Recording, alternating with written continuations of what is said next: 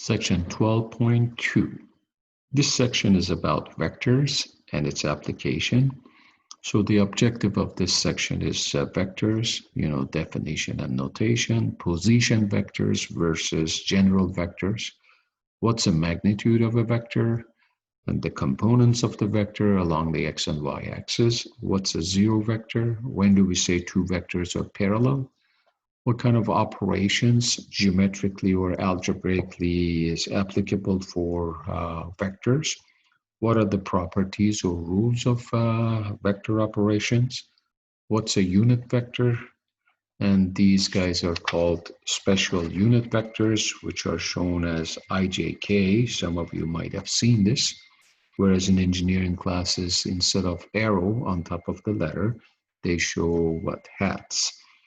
Those vectors or any vector. And then finally, we finish the section with application problem. Before I begin 12.2, I'd like to make a correction on the very last video on section 12.1. When I did the line equation of a line through the point parallel to the x-axis, I had x equals t, so I forgot to include the point 1. As I said in 12.1, we will see the parametric equation of a line is as follows. It's x1 plus at, y1 plus bt, z1 plus ct, where x1, y1, z1 is the point where the line goes through, and abc is the vector which the line is parallel to. So in this case, the point is 1, 3, negative 1. So please add a 1 here. 1, 3, negative 1, and it's parallel to the x-axis, which is what? 1, 0, 0.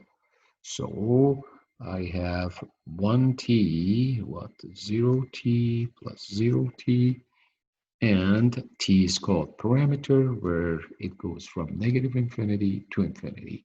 For every value of t, you get a point on the line.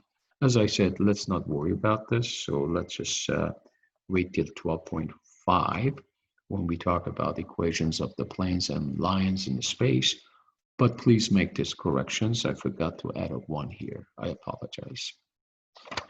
So back to section 12.2. Okay, so what's the definition of vectors? Most of you, if not all, have seen vectors one way or another in physics classes and perhaps engineering classes. A vector is a directed line segment. That means it has an initial point and a terminal point, and it has a direction. The notations we use for vectors either is what? With a single letter with an arrow on top, or indicating the initial and the terminal point of the vector with an arrow on top. In our textbook, they use bold print letters. So they avoid putting an arrow on top, but we should, because if we don't put an arrow on top, like let's say instead of vector v, I just go like v with no arrow. This is not a vector, this is a scalar. Scalar means a real number. So real numbers are shown by letters, but the vectors are denoted by a letter with an arrow on top. Keep in mind, before we move on, vectors are free to move in either R2 or R3, as long as we keep the magnitude, which is the length of the what? Vector. This is called magnitude. We'll go over this in a minute, and the direction the same. One of the vectors which we are going to examine is called position vector. Position vector is a vector whose initial point is always at the origin. Because if its initial point is at the origin, so what happens is the vector and the point, they pretty much happens to be shown with two different directions. In other words, the point xyz corresponds to what? Vector xyz. So, this is called what? Standard form of a vector. So position vector, keep in mind, is a vector whose initial point coincides or happens to be on or at the origin. What are the examples of vectors? Why do we care? Well, these are examples. Force is a vector quantity. Acceleration is a vector quantity. Velocity is a vector quantity. By the way, speed is not a vector, it's a scalar. Speed is a number, but velocity is a what? Vector, because it has a magnitude and a direction. Something called torque, which has to do with the amount of force, what causes rotation. We'll see this a little bit later in the course. So, notations. To denote the components of a vector, we use this notation, which is called angular brackets. So these are called angular brackets, not to be mistaken with parentheses. Parentheses are used to show a point, whereas angular brackets are used to show a vector. So if I have like angular brackets 1, 2, 3, that means I'm dealing a vector whose x and y and z components happens to be 1, 2, 3 respectively.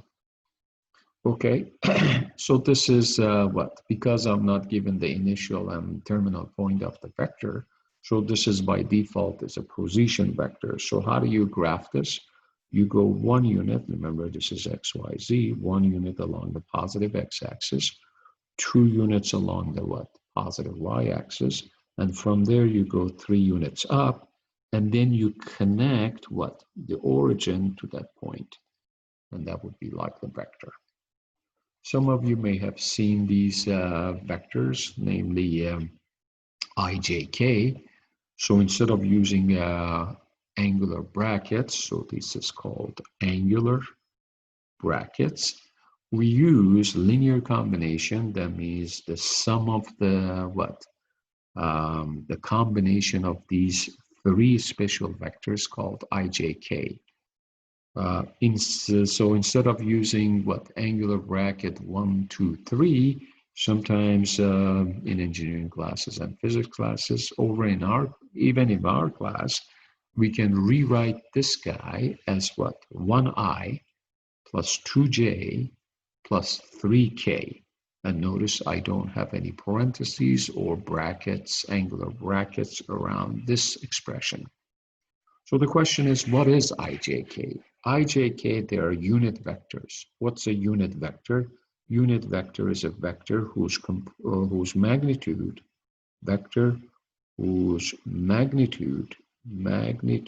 is what? Is 1. That's why it's called a unit vector. So I is a unit vector along the positive x-axis. J is a unit vector along the what? Y-axis. K is a unit vector along the z-axis. So component-wise, I is 1, 0, 0. J is 0, 1, 0. K is 0, 0, 1. So I can write this vector, this vector right here, 1, 2, 3, as 1 times I plus 2 times j plus 3 times k. In a minute, we will see that when you multiply so-called scalar, that means a number, by a vector, you multiply that scalar by each of the components of the vector. So this would be 1, 0, 0. This would be 0, 2, 0. And this would be 0, 0, 3. And then a little bit later, we'll see when you add vectors, all you have to do is what? Add the x components, which in this case is 1. Then add the what? Y components, which is 2. Then add the what? Z components, which happens to be 3. Notice we get the same answer. So either we use the what? Vectors, the components, we show the components of the vectors using the angular brackets, or we write the vector as a linear combination. That's what this is called, linear combination of ijk, but no brackets, no parentheses. Okay, so what's a magnitude of a vector? Magnitude of a vector is a number, correct? So it's a scalar, and it's denoted by double bar, not to be mistaken with absolute value. That's why we use a double bar around the vector. So to go from point A to B, that's called the magnitude or the length of the vector. Well, we don't say use length because this guy may show up in n dimensions. So to say the length of a vector, it doesn't make sense when you are in like fifth dimension. But magnitude is fine. So how do you find the magnitude? Well, in R2, here's a vector, okay? Here's the x component, here's the y component. So looks like the magnitude of the what? The vector in R2 is the length of the hypotenuse, isn't it? How do you find the length of the hypotenuse? So you take the square root of the what? Components of the vector along the x-axis and y-axis. So if you extend that to 3-dimension, the magnitude of the vector in 3-dimension is the square root of v1 plus v1 squared plus v2 squared plus v3 squared. Notice the vector v has components of v1, v2, and v3, correct? So let's do a quick example before we get to this page. So here is, let's see now, the example. Well, before we do an example, let me just define what is a unit vector. A unit vector is a vector in the direction of v with what? With magnitude of 1, provided v is not equal to 0. So this is how you show zero vector with a 0 with an arrow on top. Okay, so what is it? Well, what it is the following. Suppose we are given a vector in 3-dimension, and namely x and y and z components happens to be 2, 1, -2 respectively. Remember, you can express this vector, the x and y and z components of that vector, in terms of linear combination of I, j, k. Those are special unit vectors along the positive x and y and z axis. So this you can write it as 2i plus 1j minus 2k with no brackets, no parentheses. So how do you find the magnitude of this vector? You kind of go, okay, here's v1, here's v2, here's v3. So that's 2 squared plus 1 squared plus -2 squared. So that would be 4 plus 1 plus 4, which is a square root of 9, which is 3. So what is the unit vector? Unit vector is a vector happens to be along the what? In the same direction as vector v, but it has a magnitude 1. So what's the definition? The definition is you take the vector and divide it by its magnitude. So in this case, it's 2, 1, -2 divided by 3. Remember, this is the same as 1/3 times the vector 2, 1, -2. This is a scalar, okay? Scalar, it's a number. This is a vector. How do you multiply a scalar by a vector? You multiply each of these components by that scalar. So that would be 2/3, 1/3, -2/3.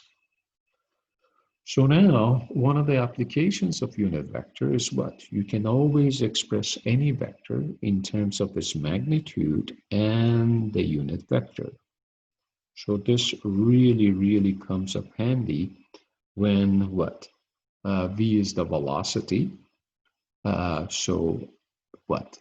You can express the velocity in terms of what?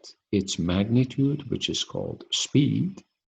And this unit vector indicates the direction of the velocity. So any vector can be expressed as product of its magnitude and the unit vector. So by the way, so for this problem, if this is like, let's say, x, y, z axis, so where's the vector? It's 2 units to the right, 1 unit to the what? 2 units front, 1 unit right, 2 down. So that's 1, 2 right about here. So here's the vector v. So what I just found here, the unit vector, is a vector along the what? Along the vector v, but it has the same direction, but it has a magnitude of 1. As a matter of fact, the unit vector, sometimes it's also called the direction of the what? Vector v.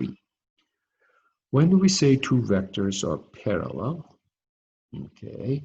Two vectors are said to be parallel if to each other if one vector is a scalar product or multiplication of the other vector. That means two vectors are parallel if one is a scalar product of the other one. What does that mean?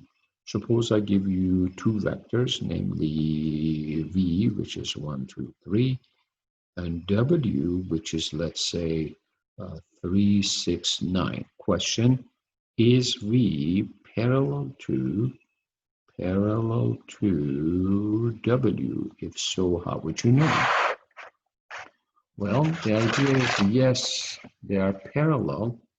So v is parallel to w since what? W is 3 times of v. Do you see it? Because if you multiply each of these components of the vector v by 3, you get 3, 6, and 9. Because w is a scalar multiple of v, so they must be parallel. So a note, 0 vector, denoted by 0 with an arrow, is parallel to any vector. Why? Because all you have to do is take that random vector and multiply by 0. So 0 is the scalar. Incidentally, in R2, 0 vector is denoted by 0, 0, whereas in R3, 3 dimensions, 0 vector is denoted by 0, 0, 0. Do you see it? Okay, back to the previous page, which is this guy. Sometimes it's necessary to what? To decompose the vector into its x and y components. And that shows up in engineering classes, specifically like, let's say, in statics or dynamic classes, mechanical engineering, where you're dealing with forces and motion, and we like to find the x and y components of a force. In this particular case, notice you have an object here. You're trying to what? Push this forward on a straight line, horizontally, what? From left to right. So here's a force. So you're pulling this object or box with a force whose magnitude is given to you at 10 pounds. And that force makes an angle of 30 degrees with a horizontal level. So the question is, can you find the effective force for this moving object moving forward? So the idea is, yes, we could, because what?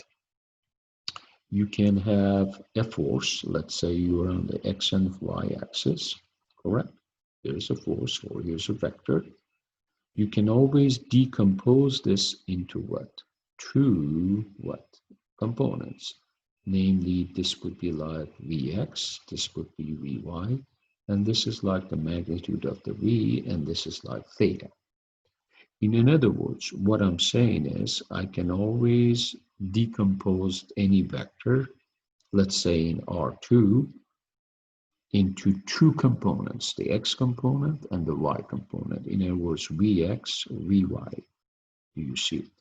Well, what is Vx? Vx is equal to magnitude of the force or vector times cosine of theta, and Vy is magnitude of the force or the vector times sine of theta.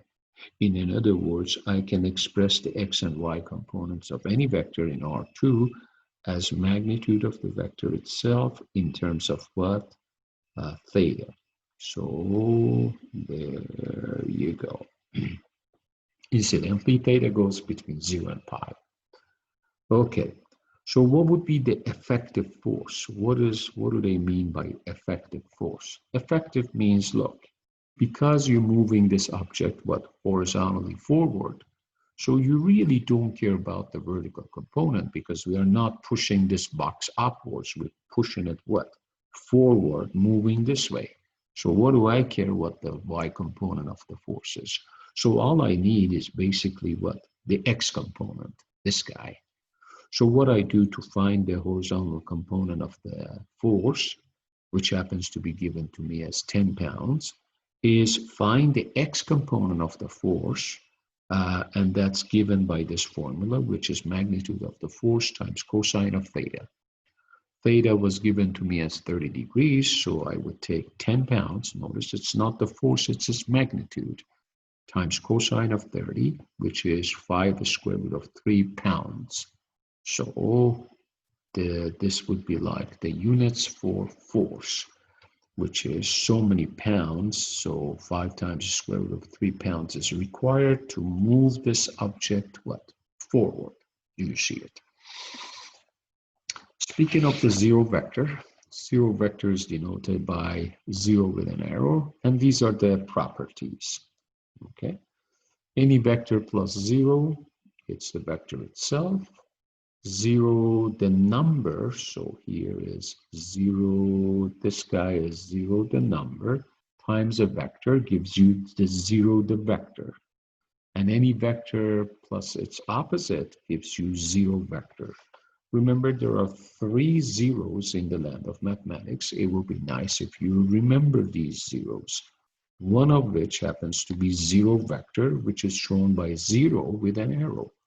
The other one is just plain 0, that's the 0, the number. And the last one is 0 of x, which is called 0, the function. So it's 0 function. All right, so now operations. In other words, how do you combine the vectors geometrically, by graphing, by graphs. Suppose you are given 3 vectors, v and w and u. How do you add v to w?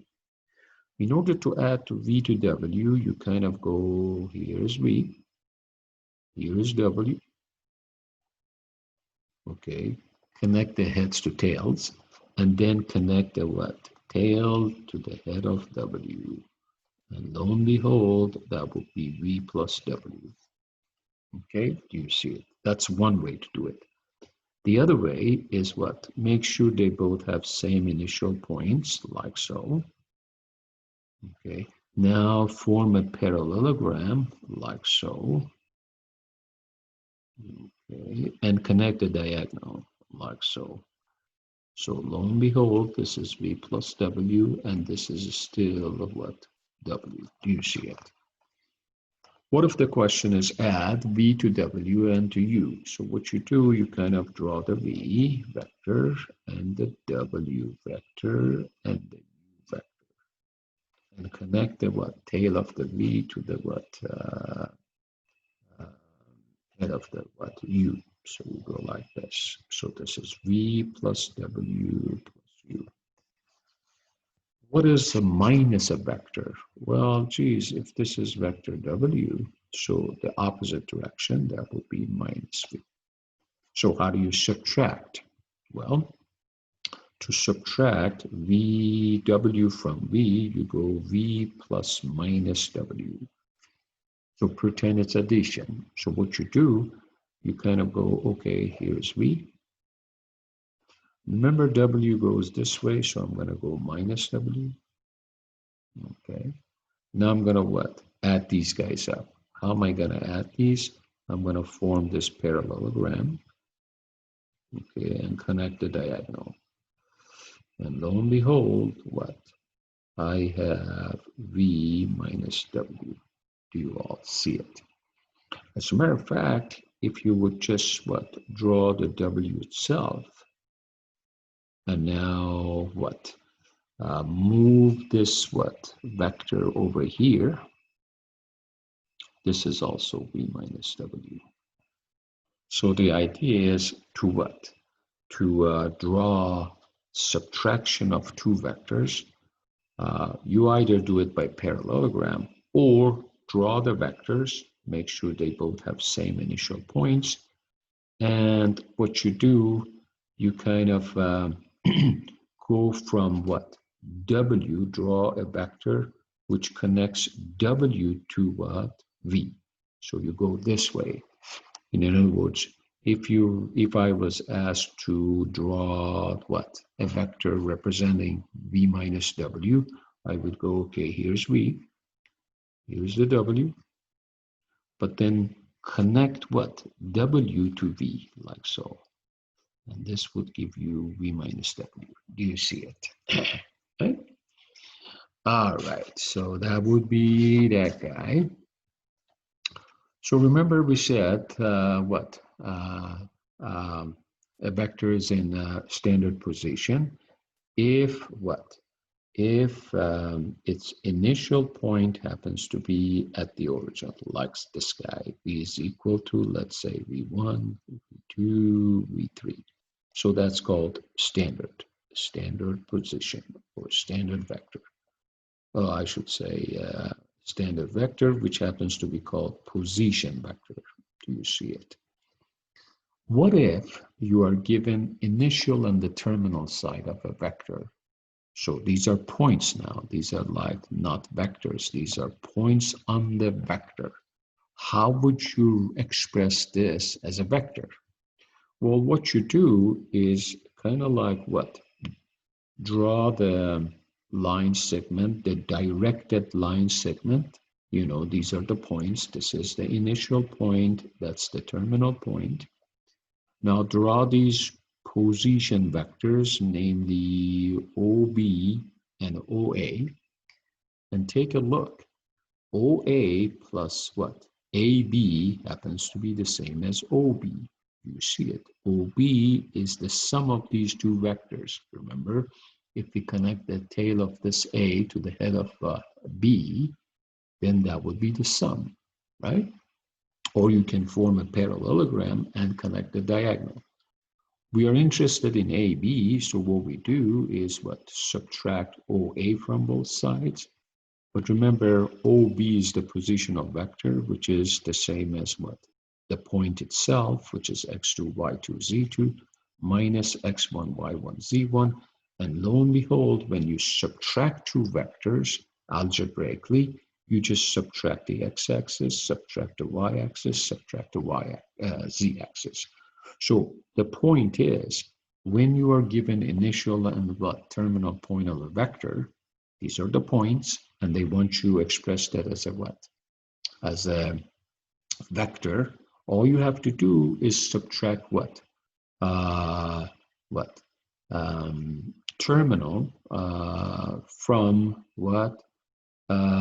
Initial. So, or I should say, subtract find the difference of the components of the terminal point and the what? Initial point.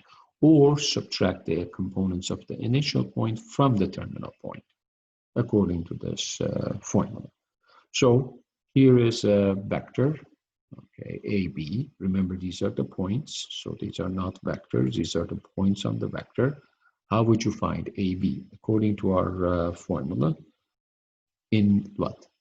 Terminal minus initial. So this would be 2 minus 0, 3 minus 3, minus 1 minus 1. So it's 2, 0, negative 2. There goes the vector AB, knowing the what? The initial and the terminal point on the vector. Do you all see it? So how do you, combine vectors algebraically? Okay, suppose you got two vectors, and they want you to find all these. How do you add two vectors algebraically? Well, to find algebraically, all we have to do to add two vectors, we add each of these components, corresponding components one at a time. So we're going to go 1 plus 2 is 3, 1 plus 0 is 1, negative 1 plus 3 is 2. There. V minus W, so you're going to go 1, 1, minus 1, minus W, 2, 0, 3. Now you subtract the components. So this would be like 1 minus 2, 1 minus 0, negative 1 minus 3. There. What about the negative V? Oh, that would be negative 1, 1, negative 1, which is the same as negative 1. So that's negative 1, negative 1, 1. Just multiply each component by negative. How about 5 times W? So 5 times W is like you multiply each component by 5. That's 10, 0, 15. What about 3v minus 2w. So that will be 3 times 1, 1, negative 1, minus 2 times 2, 0, 3. So that would be 3, 3, negative 3, plus negative 4, 0, negative 6. Now add the vectors, negative 1, 3, negative 9. What about 0 times what? This is not the vector, it's a number, times w. The answer is 0, 0, 0, which is the 0 vector. W minus W, so that's 2, 0, 3, 2, 0, 3. The answer is 0, 0, which is 0 to vector. So what are the properties of vectors? Well, they commute. That means the order doesn't matter when you add. They are associative. That means no matter how you group them, it's okay. They come up the same. Distributive. That means if k is a constant, scalar, and you multiply it by the sum of two vectors, you multiply that scalar by first vector, add it to a scalar product of the second. What if you got two scalars? Well, then you multiply the first one and then plus the second. So we already talked about unit vector. Remember, it was like what? A vector in the same direction of the given vector, but magnitude 1. Here's an example. Find a vector that has the same direction as this vector, but it has a length 4. Remember, the magnitude of this guy is not 4, right? So here's the deal. The deal is you have a vector, all right? Let's see now, what is it? 6, 2, let's say negative 3. Let's say this is the vector, okay? We like to find a vector which has the same direction but has magnitude what? 4. So what do? Well, you might have guessed it. First, we find the direction of this what? Vector. Direction of the vector is found by computing the unit vector, correct? So how do you do this? What is the magnitude of v, which is the square root of, what is it? 36 plus 4 plus 9, which is 36 plus 4 is 40, that's 49, which is 7, correct? So the unit vector, that means a vector along the same what? Direction as v happens to be what? Unit vector is the vector itself, 6, 2, negative 3 divided by 7. Okay? So now, remember we talked about a vector can be written as what? Product of what? Its magnitude and what? Its direction. You remember that, don't you? So in this case, we would go, okay, so u is 6 over 7, 2 over 7, negative 3 over 7. Okay, so that magic formula vector w, which has the same direction but length 4, so it will be 4 times what? 6 over 7, 2 over 7, and negative 3 over 7. Remember, we can write any vector as magnitude of the vector times what? The unit vector. That means magnitude times what? The direction. So that's pretty much the final answer right here for that problem. Okay, remember the special vectors, I, J, K. We already talked about this guy. So, so remember the magnitude of I, J, K happens to be 1. These are standard unit vectors. These are special kind of unit vectors. And sometimes what? The vector is expressed in terms of what? Angular brackets or linear combination. Okay, so here's one more example. Here's the velocity vector, 2, 3. Express v as a product of the speed and its direction. So all you have to do is find the speed, which is magnitude of the velocity, and that's square root of 4 plus 9, which is square root of 13. Now find the direction, which is v divided by what? magnitude of v, which is velocity divided by its magnitude. So it's 2, 3 divided by square root of 13, which is 2 over square root of 13 and 3 over square root of 13.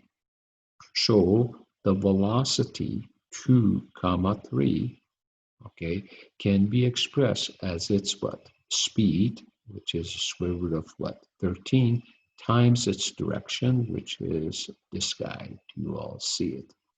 Incidentally, if you distribute the square root of 13 by these two components, you get the what? Velocity back. Finally, we have an application which is about what?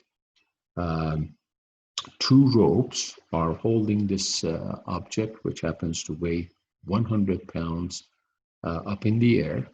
So the question is, what would be the tension or the amount of forces which requires to what?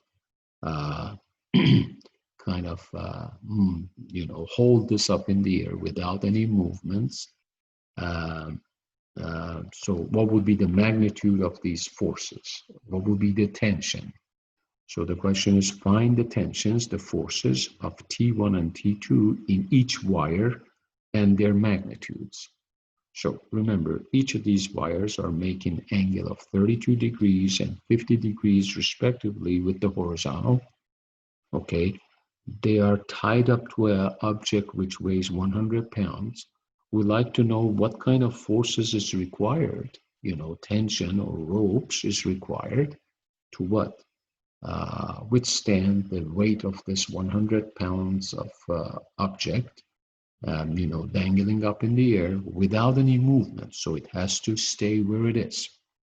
Well, it turns out to do this problem, we have the following facts. In order for something to not move, which is called stationary state, which means no movement, the sum of the forces along the x-axis has to be the same as the sum of the forces along the y-axis, and they have to be equal to 0. So the net force, along the x-axis and the y-axis has to be 0 for this object not to move. Otherwise, there will be a movement, correct? So what we have to do is draw something called a tree diagram, which those of you who had some sort of physics or engineering classes, you know what that is. That's the same as cutting down all the accessories here, just showing the important forces. So you got T2, you got T1, and you got the weight, which is 100 pounds. So everything else is just icing on the cake. These are your main components to solve the problem. Notice these are alternating interior angles. So this guy is 32 degrees. This guy is 50 degrees as well. Because if these two lines are parallel, so these two angles are alternate interior angles, which from geometry, they happen to be equal. So what we have to do is the following. We need to find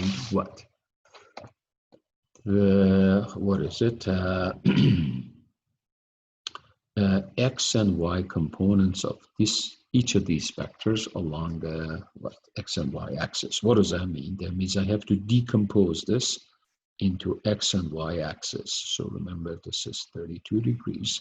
So this would be like T2,